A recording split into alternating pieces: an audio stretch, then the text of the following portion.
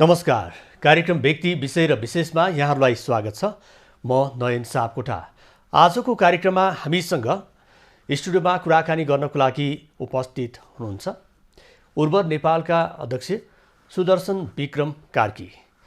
उर्वर नेपाल एउटा यस्तो अभियान हो, यो अभियानले कृषक र उपभोक्ता बीच र अभियन्ता बीचको समन्वयको काम गरिरहेको छ। अहिलेको आवश्यकता भनेको आत्मनिर्भर सहितको समृद्धिको आवश्यकता अनुरूप उर्वर नेपालले आफ्नो अभियान सञ्चालन गरिरहेको छ। हुन त युवाहरूले आफ्नो क्षेत्रमा सिर्जनाहरू पस्किरहेका हुन्छन् र पनि कतिपय अवस्थामा ती कामहरू, ती सिर्जनाहरू त्यत्तिकै लथालिङ्ग अवस्थामा पनि पुग्ने गरेका उदाहरणहरू हामीले धेरै देख्दै आइरहेका छौँ। वास्तवमा उर्वर नेपालले के साँच्चीकै अहिलेको सन्दर्भमा नेपालमा आत्मनिर्भर सहितको समृद्धिको जुन परिकल्पना गरेको छ, यसको आधारहरू के हो त? उर्वर नेपालले के कस्तो अभियान सञ्चालन गरिरहेको छ? आज हामी यिनै विषयमा उहाँसँग जान्ने प्रयास गर्नेछौँ। स्वागत छ यहाँलाई। धन्यवाद। अब यो उर्वर नेपाल एकदम नाम सुन्दै नेपाल नै उर्वर हो कि भने जस्तो देखिन्छ, होइन? कतिपयले स्वर्गको देश पनि भन्छन्। यहाँहरूले नामै उर्वर नेपाल राख्नु भएको छ। कृषक, उपभोक्ता र अभियन्ता बीचको यो समन्वयात्मक भूमिकामा यहाँहरू अग्रसर हुनुहुन्छ। करिब 300 जना त यसमा सहभागिता यहाँहरूले जनाइसक्नु भएको छ, होइन? प्रत्यक्ष रूपमा सहभागिता 11-1200 त अप्रत्यक्ष रूपमा हुनुहुन्छ। वास्तवमा उर्वर नेपालको जुन यो अभियान छ, उर्वर नेपाल वास्तवमा के हो, कसरी चाहिँ यसको प्रादुर्भाव भयो? यो उर्वर नेपाल भन्दा पनि हामीसँग राष्ट्रिय आत्मनिर्भर अर्थतन्त्र निर्माण अभियान भन्ने गत साल लकडाउनमा हामीले कोभिडको बावजुद पनि कोभिडको समस्याले हामी ग्रसित थियौँ, तर पनि हामी खाद्यान्न चाहिँ तपाईँको दैनिक उपभोग गरिरहेका थियौँ र हाम्रो किसानको उत्पादन चाहिँ तपाईँहरूलाई नै थाहा छ, मिडियाकर्मीहरूलाई, ठाउँ ठाउँ कहीँ डोजर लगाउनु पर्ने, कहीँ पोखाउनु पर्ने, कहीँ फाल्नुपर्ने र सरकारले चाहिँ गैर जिम्मेवारी जवाफ दिइराख्ने। अनि त्यो बिचमा हामीले फुर्सद थियौँ। फुर्सद भएपछि सुन्दै जाँदाखेरि अब त्यो यस्तो खालको तपाईँको चाहिँ भाव पैदा भयो कि अब हामी अगाडि नबढ्दासम्म अथवा युवाहरूले दुस्साहस नगर्दासम्म देश बन्दैन। किनकि कृषकको पसिना, कृषकको लगानी त्यत्तिकै खेर गइरहेछ र डोजर लाउनु परेको छ। हामी आपूर्ति मन्त्रालयमा पुग्यो, वार्षिक 1,92 अर्बको त हामी दैनिक उपभोग्य चिज मात्रै आयात गरिरहेछौँ, खाइरहेका छौँ। त्यतिखेर न नयाँ टोपी बिकिया छ, न कोट बिकिया छ, न नयाँ मोबाइल किनिया छ, तर बिहानदेखि बेलुकासम्म खानेकुरा मान्छेले खाइरहेछ, किनिरहेको छ। भनेपछि त बाँच्नको लागि त खानै पर्यो। भनेपछि हामीले यो बिचमा कोभिड मात्रै नभएर भूकम्पको बेलालाई हेर्नुभयो भने वा तपाईँको नाकाबन्दीको बेलालाई हेर्नुभयो भने नि हामीले अरू केही नगरे पनि खानेकुरा चाहिँ खाइरहेथ्यौँ। भनेपछि दैनिक उपभोग्य चिज चाहिँ झन् प्रशस्त जाने रहेछ। भनेपछि त्यसको लागि चाहिँ व्यवसायीकरण गरेर आर्थिक रूपमै सबल बनाउनलाई किसानहरू माझ र अहिले उपभोक्ताको बिचको जुन समस्या छ, त्यो ग्याप छ, त्यसलाई किन नजोड्ने भन्ने भएपछि हामीले आत्मनिर्भर आजको आवश्यकता आत्मनिर्भर सहितको समृद्धि भन्ने मूल नारासहित राष्ट्रिय आत्मनिर्भर अर्थतन्त्र निर्माण अभियान नेपाल भन्ने गत साल साउन 10 गते हामीले अफिसियली रूपमा सुरु गऱ्यौँ। अनि त्यसकै आधारमा अध्ययन गरेर हामीले त्यही क्याम्पियनमा जम्मा भएका युवा साथीहरू चाहिँ मिलेर उर्वर नेपाल पब्लिक लिमिटेड बनायौँ, जहाँ चाहिँ हजुरले भने जस्तो बिचौलियाको अन्त्य गर्ने र बिचौलियाको नाममा फेरि उर्वर नेपाल नै रहने र किसानलाई पनि त्यसमा लगानी गर्न लगाउने, ताकि किसानलाई अपनत्व होस्, ओनरसिप म पनि त्यहाँ छु भन्ने भावना होस्। र चाहिँ अभियन्ताहरू त जुन सेवाको निमित्त निस्केका हौँ, हामी व्यावसायिक मात्रै भन्दा नि सेवा प्लस व्यवसाय दुवै एउटा नयाँ मोडलमा, नेपालमा पनि नयाँ मोडलमा एक्सपेरिमेन्ट गर्न सकिन्छ।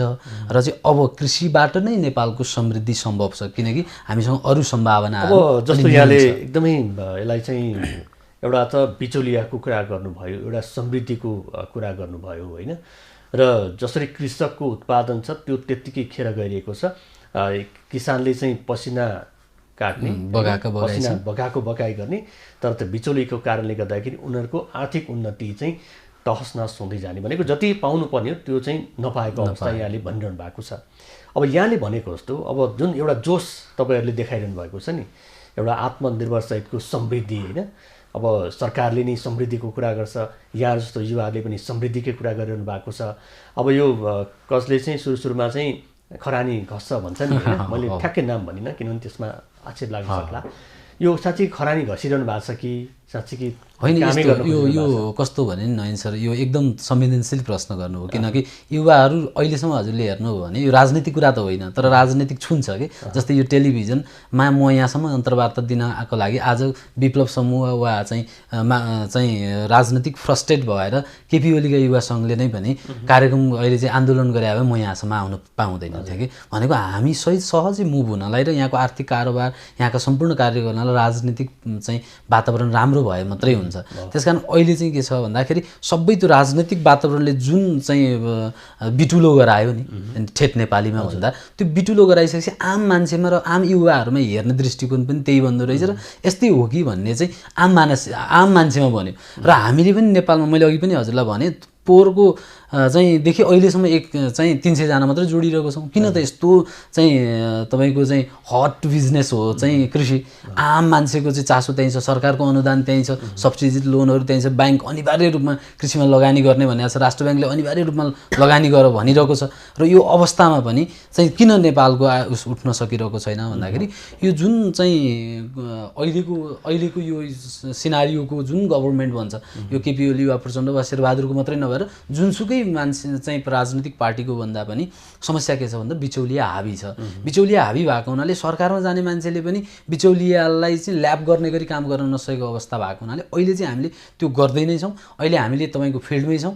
त्यसकारण हामी अझ तपाईँहरूलाई के भन्न चाहन्छौँ 1-1.5 वर्ष अझ हामीसँग नजिक रहेर हेर्नुहोस् र हाम्रा कमजोरी छन् भने सच्याउने अवसर दिनुहोस् र यदि हाम्रो यो स्पिडलाई चाहिँ तपाईँहरूले पनि साथ दिनुभयो भने हामी खरानी वास्तवमा नधसेका ती मान्छेहरू जसले चाहिँ वास्तविक रूपमै त्यो चिन्तन गर्छ। अब जस्तो यहाँले कृषकसँगको जुन एउटा बिउ बिजनदेखि त्यहाँको उत्पादनदेखि लिएर यान्त्रिकरण गर्नेसम्मको एउटा योजना यहाँहरूले बनाउनु भएको छ होइन। अब यसको लागि त हामीसँग पहिले पनि हामीसँग त मन्त्रालय छ हामीसँग चाहिँ अरू एनजिओहरू हुनुहुन्छ होइन आइएनजिओले पनि त्यसमा चाहिँ काम गरिरहेको हामी सुन्छौँ होइन। यहाँहरू चाहिँ अरूभन्दा फरक तरिकाले चाहिँ कसरी काम गर्न खोजिरहनु भएको छ जबकि कृषकहरूले पनि एकदमै ताली पड्काउने र साँच्चीकै तपाईँहरूले देखेको समृद्धिको जुन सपना छ त्यसले पनि एउटा आधार तय गर्ने। यसो छ सर अहिले लगातार हामीले राजनीतिक 7 सालको पछाडिको परिवर्तनलाई हेऱ्यौँ भने पनि 36 पछाडि हामी ओभरअल एनजिओ आइएनजिओजहरू पनि आयो 46 पछाडि तपाईँको सहकारीहरू पनि खुले र कृषिको क्षेत्रलाई एकदम प्यारालाइज विकास गर्न सकिन्छ र एकदम चाहिँ हाइली विकास गर्न सकिन्छ भन्ने आम मान्छेमा त्यो मानसिकता थियो होइन। तर तपाईँ आफै याद गर्नुहोस् आज त्यो एनजिओ आइएनजिओले के गरिरहेछ बिउ वितरण त गरिरहेछ। मैले यतिसम्म सुने चाहिँ ग्रामीण भेगमा पुग्दाखेरि भने तपाईँहरूले कार्यक्रम गर्दै त हुनुहुन्छ तर खोइ हामीलाई मासु चिउरा खोइ त आजको भत्ता होइन भनेपछि हामी कति बिग्रिएछौँ कि हामी परनिर्भर यो छौँ कि भत्ता दिनको 500 रुपियाँ बाँडिरहेको छ एउटा एनजिओले तपाईँको 20 जना 40 जना मान्छेलाई चाहिँ कुखुराको मासु र चाहिँ चिउरा खुवाइरहेको छ एउटा ब्याग दिइरहेको छ पेन दिइरहेको छ कपी दिइरहेको छ र पनि त्यहाँ सफलता कहिले पनि निस्किएन। किन 36 सालदेखि कि आजको कुरा होइन नि त यो भने त भनेपछि अब परनिर्भर अरूकोबाट ल्याएर होइन कि अरूले दिएर दात्री निकालेर तपाईँलाई दिएर त तपाईँ झन् परनिर्भर हुनुहुन्छ। अहिले साथीहरूले विदेशबाट चाहिँ पैसा पठाउने र नेपाली अभियन्ताहरूले भात खुवाउने जुन कार्यक्रम छ यसको मैले घोर विरोध गरिरहेको छु। भात होइन चामल धान रोप्न सिकाउ न यदि त्यस्तै तिमीले पैसा पठाउनु छ भने हामीसँग उर्वर नेपाल छ जहाँ चाहिँ तिमी चाहिँ लगानी गर्न लगाऊ उसको। र यसमा एउटा नयाँ चिज के छ भन्नुहुन्छ भने म अहिले त्यो उर्वर नेपालको अध्यक्षको हैसियतले यहाँ तपाईँसँग अन्तर्वार्ता दिइराख्दै गर्दा पनि म त्यसको जमाजमी तपाईँको चाहिँ एउटा सेयर होल्डर हुँ त्यो पनि यतिकै आम एउटा कृषक र मेरो बराबरी हो भनेको यसमा सेयर मेकानिजम तपाईँ यहाँ यही टेलिभिजन भन्नु यही टेलिभिजनमा भास्कर सरको के छ मेजर सेयर छ तर त्यो कम्पनीमा मेरो मेजर सेयर छैन। त्यो कम्पनीमा आम जनताको बराबरी सेयर छ भनेको नेपालको संविधानले के भनेको छ मैले अघि पनि जोड्न खोजेँ नि हामी व्यावसायिक मान्छे अथवा अहिलेको इन्टरप्रेनरसिप डेभलपमेन्ट गर्दै गर्दा उद्यमशीलता विकास गर्दै गर्दा युवाहरूले यहाँ पनि ध्यान दिनु पऱ्यो कि हिजोको हाम्रो संविधानमा के लेखिएको होइन त्यो संविधानको आधारमा त समाजवाद उन्मुख भनिएको छ। समाजवाद उन्मुख राष्ट्रमा पुँजीवादी विकास गर्ने मात्रै वा पुँजीवादी व्यावसायिक ढङ्गले एउटा मान्छेलाई मात्रै चुचुरोमा पुग्ने गरी सम्पत्ति जोड्ने प्रथा हामीभित्र छ कि छैन। अहिले आम युवालाई सबैभन्दा धेरै धनी बन्नु परिरहेको छ। विदेश 19 वर्षकै उमेरमा ऊ विदेश किन जान चाहन्छ भन्दा उसलाई धनी बन्ने इच्छा भएर हो नि त। भनेपछि हाम्रो समाजले के डेभलप गरिरहेको छ भन्दा धनी बन्ने विकास गरेर हामीले के डेभलप गर्यौँ भन्दाखेरि हामीले चाहिँ अब ओभरअल हामी आम मान्छे बराबरी धनी बन्न सक्छौँ। जसरी एउटा चाहिँ दिमागले एलन मस्क जस्तो मान्छे बन्न सक्छ र बिलिनियर बन्न सक्छ र आधी विश्वको जनसङ्ख्यालाई पाल्न सक्छ, त्यो पनि 2 करोड वा 3 करोड नेपाली होइन कि 3 अर्ब विश्वभरिका मान्छेलाई भने हामी 300 जना चाहिँ सुरुवातमै मिलेका छौँ। अनि 300 जना मिलेर खोलेको त्यो पनि बराबरी लगानीमा र जति आउनुहुन्छ 3 करोडै नेपाली जनता आउँदाखेरि यो बराबरी हुन्छ कि अब यहाँले भन्नुभयो। त्यसकारण यो चाहिँ वाउ वाउ भन्ने सबैको लगानी पनि बराबरी, प्रतिफल पनि बराबरी, परिश्रम पनि बराबरी हैन। अब एउटा कुरा त यहाँ अध्यक्ष हुनुहुन्छ उर्वर नेपालको र यसलाई कसरी सञ्चालन गर्ने यहाँको एउटा समूह पनि छ, त्यो समूहले आफ्नो योजना पनि बनाइरहेको छ। र अब चाहिँ एउटा चाहिँ सुरुवातमा कुनै पनि काम गर्दाखेरि एउटा पक्षले लोभ्याउने हुन्छ, एउटा पक्ष लोभिने हुन्छ र कतिपय अवस्थामा त्यो लोभ्याउने आधारहरू पनि प्रस्तुत गरिएको हुन्छ। अब यहाँहरूले पनि यस्तै लोभ्याउने को प्रलोभन पो देखाइरहनु भएको छ कि हेर्दाखेरि चाहिँ सबैको 1-1 लाखको यसमा सेयर छ हैन, 40% अभियन्ताको, 40% किसानको, 20% यो सर्वसाधारणको हैन। यसमा चाहिँ यसरी चाहिँ यहाँले यो वर्गीकरण गर्नुभएको छ हैन। अब हेर्दाखेरि त हामी यसमा फाइदा पुर्याउँछौँ भन्ने यहाँको अठोट होला हैन। यसलाई चाहिँ लोभ्याउने भन्दा पनि यसलाई साँच्चै गर्नको लागि यहाँहरूले के गर्नुभयो त? अहिले जसरी यहाँ 300 को जुन यहाँको सेयर होल्डरहरू पुग नपुग हुनुहुन्छ हैन, उहाँहरूलाई खुसी पार्ने आधारहरू चाहिँ यहाँले के भेटाउनु भयो? सर यस्तो, अब हामीले चाहिँ पहिलो कुरा के हो भने यो क्याम्पेन गर्दै गर्दा यसलाई चाहिँ सामाजिक रूपमै हामीले समाजको अर्थतन्त्रलाई उठाउने भन्ने हो, कृषिलाई मात्रै भन्ने होइन। क्याम्पेनको मूल कुरा चाहिँ 5 वटा आयाम छ। एउटा कृषि विकास, अर्को पर्यटन विकास, अर्को जलविद्युतको विकास, उत्खननको विकास र तपाईँको चाहिँ जडीबुटीको नेपालमै विकास गरेर 5 वटा आयामबाट हाम्रो देश समृद्ध हुन्छ भन्ने हाम्रो अवधारणा हो। त्यसभित्रको पहिलो कम्पनी जनस्तरबाटै लगानी भएको उर्वर नेपाल पब्लिक लिमिटेड हो र यस्तै जनस्तरबाट लगानी भएका 5 वटा अन्य कम्पनी 5 वटा विधामा पनि खुल्छन्।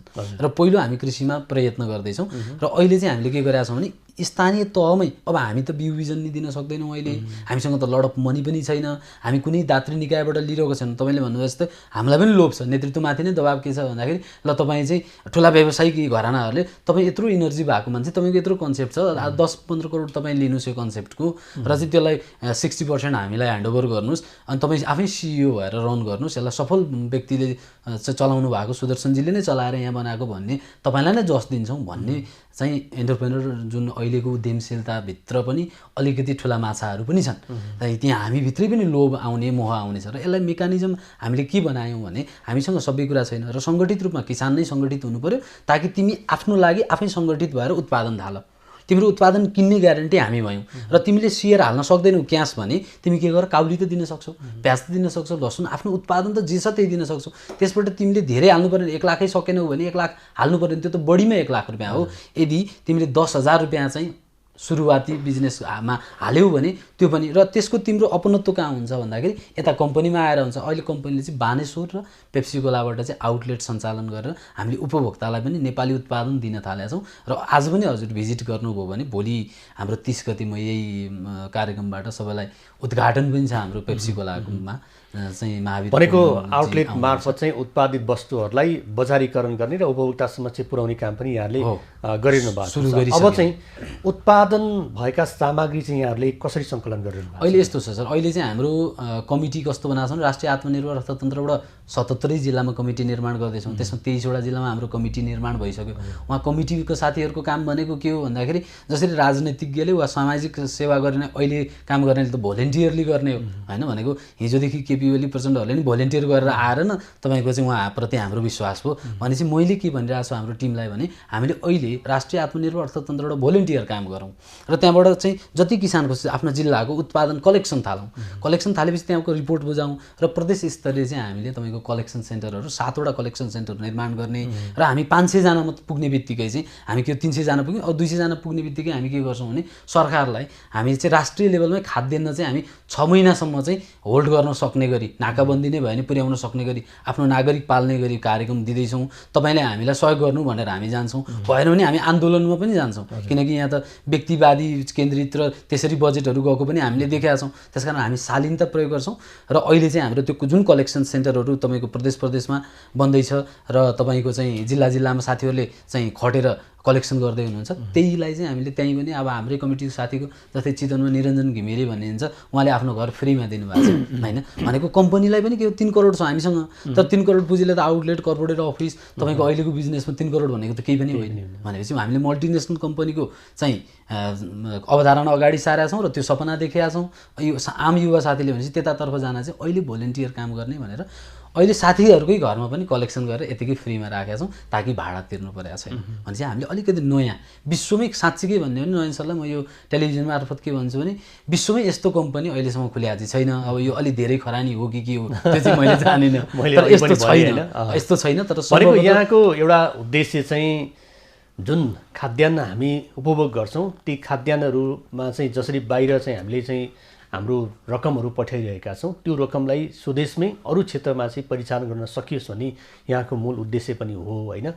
अब सुरुवातमै एउटा त्यो खालको लक्ष्य देख्नु त राम्रो हो, त्यो लक्ष्य भेटाउने आधारहरू पनि तय गर्दै जानुपर्ने अहिलेको टर्कार आवश्यकता पनि हो होइन। अब अहिले चाहिँ यहाँहरूले जुन 753वटै स्थानीय तहमा यो यसलाई चाहिँ फिजाउने जुन यहाँहरूको अभियान छ होइन, अहिले चाहिँ कतिवटा स्थानीय तह पुग्यो तपाईँहरू? अहिले झन्डै हामी 56वटा क्रस भयौँ स्थानीय तह। यो भनेको भर्खर सुरुवातको चरणमा छ, किनकि हामी 1 वर्षमा यो अघिल्लो लकडाउनबाट कोभिड सुरु भएको थियो, त्यही बिच हामी जन्मियौँ होइन। त्यो बिच जन्मिँदा अभियान मात्रै जन्मियो, कम्पनी जन्मिएको 4 महिना भयो, जहाँ कि लिगली रूपमा पैसा हालेर हामीले लिगल्ली बाटो बनायौँ। भनेको अब सरकारलाई पनि ट्याक्स तिर्ने, किसानलाई पनि चाहिँ व्यवसायीकरणमा ल्याउने र सरकारलाई समन्वयनकारी सहज ढङ्गले चाहिँ उद्यमशीलतातर्फ युवाहरू आम युवाहरू लागेका छन् भन्ने बनाउने र चाहिँ अभियानले चाहिँ त्यसलाई बौद्धिक जागरणको रूपमा यसरी लाग्नुपर्छ। जस्तै हामीले राजनीतिक परिवर्तनबाट हामी आम मान्छेको चेतना बदलिएको कुरालाई त हामी विश्वास गर्छौँ नि। भनेपछि बौद्धिक रूपमा त्यो जागरण चाहिँ शान्तिपूर्ण तरिकाले गरियो भने आम मान्छेको सोचाइ बदलिने भयो, चेतना बदलिने भयो। चेतना जब बदलिन्छ तब मान्छेले त तपाईँको काम गर्ने भयो। युरोप आज यसै विकास भयो, हिजो त्यहाँ पनि त दास व्यवस्था थियो। आजभन्दा 200 वर्ष अगाडिको युरोपलाई हेर्नु भने त्यहाँ पनि सिभिलाइजेसन थिएन। कति नै भयो 70,000 वर्षको मानव सभ्यताको इतिहासमा 200 वर्ष हो मान्छेहरू चाहिँ सिभिलाइजेसन हुँदै आएको, नत्र पृथ्वीनारायण शाहले के गरे अर्को मान्छे देख्ने बित्तिकै झगडा गरेर। अब नेपालको परिप्रेक्ष्यमा कुराकानी गर्दाखेरि एउटा किसानले आफ्नो जमिनमा जुन कृषि उपज उमार्छ उसले चाहिँ उत्पादन गर्छ र उसले सजिलो बाटो हेर्छ, आज रोप्ने एउटा समयपछि उसले चाहिँ त्यसलाई चाहिँ फलाउने र टिपेर एउटा बजारसम्म पुर्याउने काम गर्दै आइरहेको छ। उसलाई त्यो तपाईँहरूले खोलेको जस्तो पब्लिक कम्पनीमा ल्याएर झन्झटिलो व्यवहार गर्न पनि अलिकति हिचकिचाउने अवस्था छ होइन।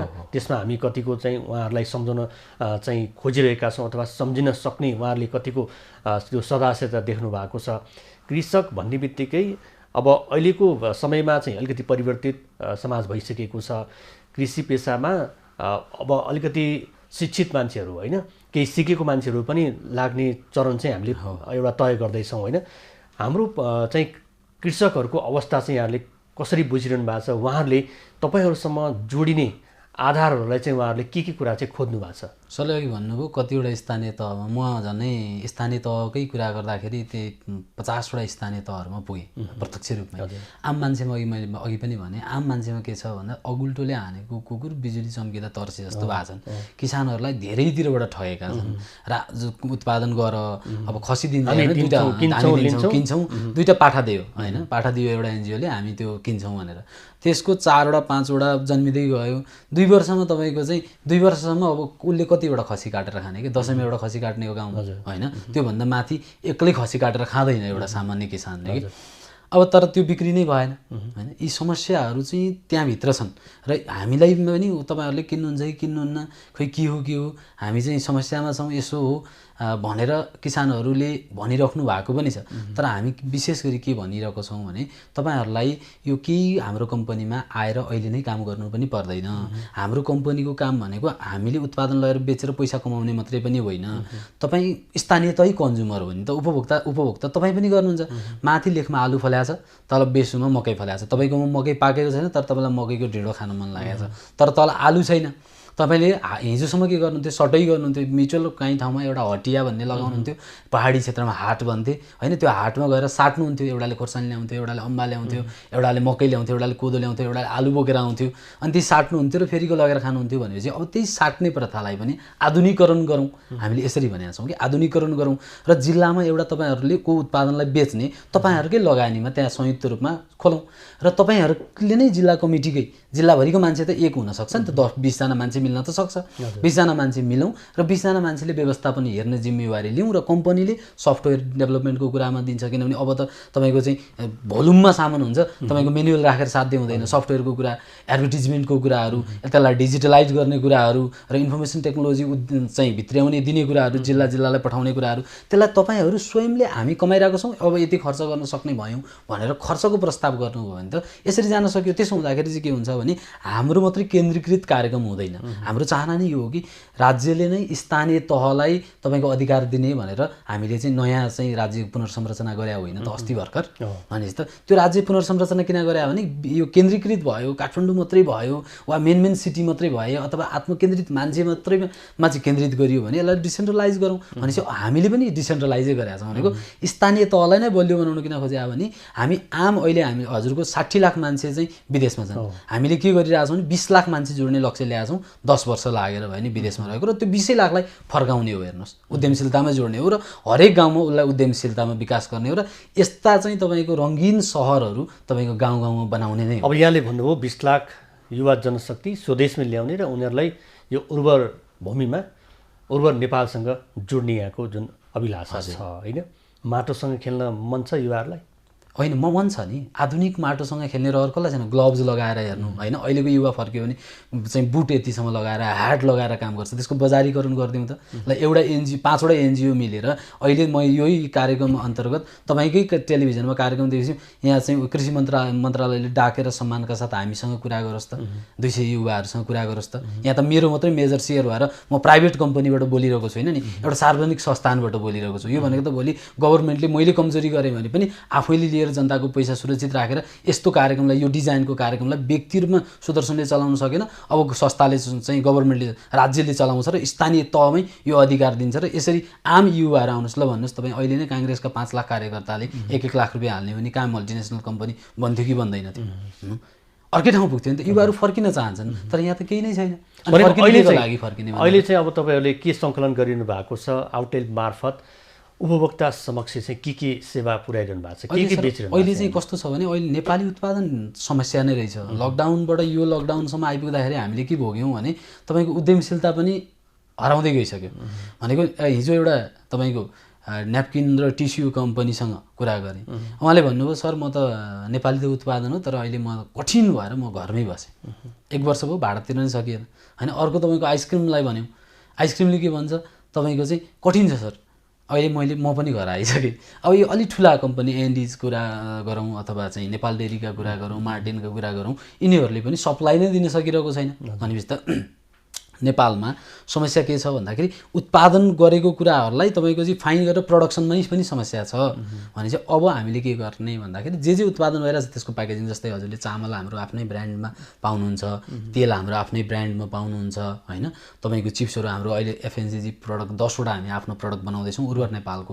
अब यो त प्यारालालले बिस्तारै जानु पऱ्यो नि त। यो त मुभमेन्ट आन्दोलन जस्तो चाहिँ हुँदैन फेरि। यो क्याम्पियनको अघि जुन मैले एउटा रफ्तारमा कुरा गरेँ त्यस्तो हुँदैन, किनकि बिजनेस त ग्रोथ हुँदै प्यारालालले गएर त्यसले बजारीकरण लिएर मान्छेको विश्वास जितेर अनि मान्छेले खाएर न मेरो कुरा सुनेर सेटिस्फाई त एकछिन हुने हो। तर जब हाम्रो वस्तु उपभोग गर्न थाल्छ, ओहो नेपाली हो, आनन्द। जस्तै तपाईँले अहिले पनि हामीसँग त्यहाँ दाल लिनुभयो भने तपाईँले छुट्टै मजा पाउनुहुन्छ कि त्यो दालको। र तपाईँ आइएम ग्यारेन्टेड तपाईँले चेन्ज गर्नुहुन्छ त्यो कर्णालीको पानीमा चाहिँ फलेको चाहिँ सिमीको हामीले दाल होइन, तपाईँले हेर्नै सक्नुभयो हुनुहुन्छ। र आज पनि हाम्रो स्टोर त्यत्रो बनाएको छौँ र पनि कहीँ खाली किन छ? नत्र त हामी भर्न सक्दैनौँ, नेस्लेका प्रडक्ट ल्याएर भर्न सक्दैनौँ, भाटबटीले जस्तै हामी गर्न सक्दैनौँ। हामी युवाहरूसँग के जाँगर छैन। मेरो व्यक्तिगत विवरण हेर्नुहुन्छ भने म अभियन्ता मात्रै होइन, म त व्यवसायिक पनि हो। म अन्तर्राष्ट्रिय रूपमै चाहिँ तपाईँको इम्पोर्ट गरेर व्यवसाय गरिरहेको थिएँ। आज पनि मेरो तपाईँले डाटा अहिले हेर्नुभयो भने 25-30 करोड त मैले बाहिरबाट इम्पोर्ट गरेको छ। भनेपछि 25-30 करोड मैले पठाएँ कि एउटा व्यक्तिले, एउटा युवाले पठायो। आज 32 वर्ष हुँदा 19 वर्षदेखि व्यवसाय थालेको एउटा युवाले तपाईँको चाहिँ 20-22 करोड त चाइना जस्तो मलेसिया जस्तो देशलाई पठाइसक्यो भने भोलि हामीले नै यहाँ चाहिँ विकास गऱ्यौँ भने त 20-22 करोड त त्यस्ता युवाहरूबाट हामीभित्र आउने रहेछ नि त। अब चाहिँ एउटा छ यहाँहरूको जुन एउटा अठोट र एउटा जुन यहाँहरूको अभिलाषा सपना विशाल यहाँले देखाइरहनु भएको छ, त्यो कोर्नुपर्ने हुन्छ। हाम्रो शुभकामना पनि छ यहाँहरूले जुन त्यो एउटा विशाल अभियान र अठोट नेपालमै आत्मनिर्भर सहितको समृद्धिको जुन सपना यहाँले युवाहरूको समूहले देखिरहेको छ। अब यो कतिपय अवस्थामा ठुला घराना कम्पनीहरूले घरना व्यवसायहरूले पनि यो कृषिमा चाहिँ उहाँहरूको एउटा पाइला चालेको कुराहरू हामीले कतिपय अवस्थामा सुन्दै आइरहेका छौँ। अब भनेको कृषि नै हो भनेर उहाँले भन्नु भएको छ। तपाईँहरू पनि कृषिबाटै देशलाई चाहिँ समृद्धितर्फ लान सकिन्छ भन्ने अठोट बोक्नु भएको छ। अब एउटा चाहिँ हाम्रो उत्पादन र लागतको मूल्य र उपभोक्तासम्म पुग्दाखेरि त्यसको मूल्य उपभोक्ताले क्रय गर्न सक्ने होइन, क्रय शक्तिमा चाहिँ अलिकति यसले समस्या सिर्जना गरेको कुराहरू हामी सुन्छौँ। हामीसँग चाहिँ कम मात्रामा उत्पादन हुने, त्यसले बजारसम्म र उपभोक्तासम्म ल्याउँदाखेरि चाहिँ त्यो उपभोक्ताले चाहिँ बढी मूल्य तिर्नुपर्ने अवस्थाको कारणले गर्दाखेरि तपाईँहरू जस्तो अलिक साना उद्यमीहरू चाहिँ अलिकति धरापमा परेको जस्तो देखिन्छ होइन।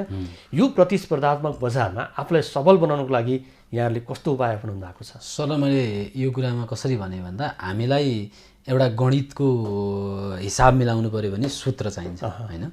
अनि त्यो सूत्र नहुँदासम्म 5 पन्ना लेखे पनि हिसाब मिल्दैन होइन। तर त्यो सूत्र लगाउने बित्तिकै आधी पन्नामै हिसाब मिल्छ र त्यसले 10मा जति नम्बर हो गणितमा मात्रै हो कि त्यहाँ चाहिँ 100मा 100 आउने एउटा चाहिँ उस भनेको त्यही मात्रै हो भने जस्तै।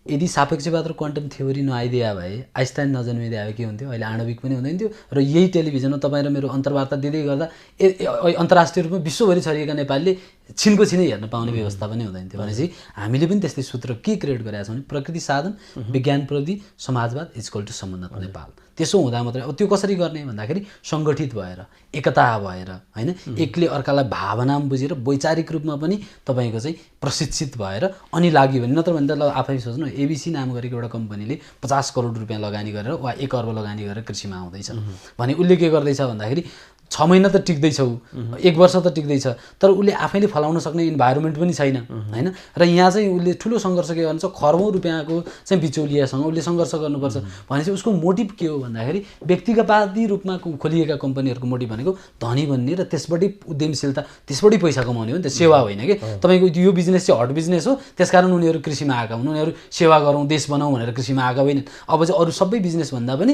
दिनकै चल्ने बिजनेस चाहिँ कृषि। हामी चाहिँ दुईटै कुरा, सेवा पनि गर्ने र त्यो कन्ज्युमरले पनि त हामीसँग त सस्तो पायो नि त। तर हामी त कालो बजारी गऱ्यौँ नि। तपाईँले यही अघिल्लो लकडाउनलाई हामीलाई नजिकबाट निहाल्नुहुन्छ भने हामीले तोरीको तेल सही मूल्य उतिको जति मूल्य थियो त्यतिमै बेच्यौँ। तर त्यही मूल्य 50 रुपियाँ 40 रुपियाँ महँगो राखेर आम मान्छेले बेचे कि बेचेन? तपाईँ आज अहिले नै निस्किएर यहाँबाट दुईवटा पसलेलाई सोध्नुहोस्, दुईवटा चाहिँ गृहिणीलाई सोध्नुहोस्, म अस्तिसम्मको तेल चाहिँ अघिल्लो लकडाउनमा पनि बढेकै हो भनेर भन्नुहुन्छ भने चाहिँ हामी अब कालो पनि चाहिँ त जसरी त्यो चाहिँ कालो व्यवसाय गरेर पनि कमाउने चलन छ, त्यसको पनि तपाईँको अन्त्य गर्ने गरी लाग्ने र युवाहरू नै त्यो मुभमेन्टमा लाग्दाखेरि चाहिँ त्यो सफल हुन्छ, त्यसलाई चाहिँ सबल तरिकाले सकिन्छ भन्ने नै हो। अब समय सकिएको छ। जाँदै यहाँहरूले जुन कृषकसँग यहाँहरू जस्तो युवाहरूको एउटा चाहिँ समूहबाट जुन 300 करिब पुग्न लागेको छ र यसलाई अझै बढाउँदै यहाँले लान खोजिरहनु भएको छ होइन। अब अहिलेको प्रारम्भिक चरणमा जुन खालको तपाईँले अठोट उद्देश्य राख्नु भएको छ, त्यो प्रारम्भिक चरणको छनक चाहिँ कस्तो पाउनुभयो? यसले चाहिँ उत्साहमय वातावरण सिर्जना गरिरहेछ कि निराशा बनाइरहेछ? सर यो दुवै छ, दुइटै हुन्छ। किनभने फेरि हामीले केही कार्यक्रम बनाउँदै गर्दा वा तपाईँको केही चाहिँ अभियान थाल्दै गर्दाखेरि हामीभित्र धैर्यता पनि चाहिन्छ। मैले आफूलाई व्यक्तिगत रूपमा चाहिँ मैले निजी सम्पत्ति सुकु नभए पनि अब मलाई चाहिँ घर परिवारले चाहिँ तपाईँको बहिष्कारै गरे पनि म समाजको निमित्त 10 वर्ष चाहिँ यो कृषि क्षेत्रलाई लिएर अथवा अर्थतन्त्रको मुद्दालाई लिएर म आफ्नो जीवनलाई व्यतीत गर्छु। त्यो बडो भएन भने अनि लेख आर्टिकल समाजलाई विकास कसरी गर्ने भन्ने कुरामा मेरो होला। तर म अहिले आक्रामक तरिकाले जान्छु भन्ने नै छ। र किसानहरूलाई पनि के भन्न चाहन्छु यो कार्यक्रमबाट भने अहिले यो समस्या छ, बिचौलियाहरूले पनि बिचकाएका छन्। तपाईँलाई अहिले लिदिन्छु सामान भन्छन् अनि ठक्क पाक्ने बेलामा पुग्दिँदैन र त्यो पाकेर अब झर्ने बेलामा पुग्छन् र कौडीको भावमा उठाएर ल्याउँछन्। त्यसकारण त्यसो भन्दा पनि हामी सङ्गठित भएर लागौँ। सङ्गठित भएर लाग्दा के हुन्छ नि, पूर्वको किसानलाई समस्या पर्दै गर्दा पश्चिमको किसान पनि उठ्छ। जस्तै हामीले अस्ति नै देख्यौँ एउटा राजनीतिक पार्टीको नेता रामचन्द्र पौडेललाई तनहुँमा पुल उद्घाटन गर्न नदिँदा देशभरि काङ्ग्रेसले सङ्घर्ष थाल्यो नि त। भनेपछि हामी पनि एउटा किसानले बिचौलियाले कुट्ला, भोलि त्यो चाहिँ गाडी नै तपाईँको चाहिँ पल्टाइदिएर हाम्रो तरकारीहरूलाई उस गर्ला, रातारात विषादी छर्ला, हामीलाई चाहिँ तपाईँको बदनाम गर्ने कोसिस गर्ला, त्यसको तयारी चाहिँ हामीले सङ्गठित भएर गरौँ।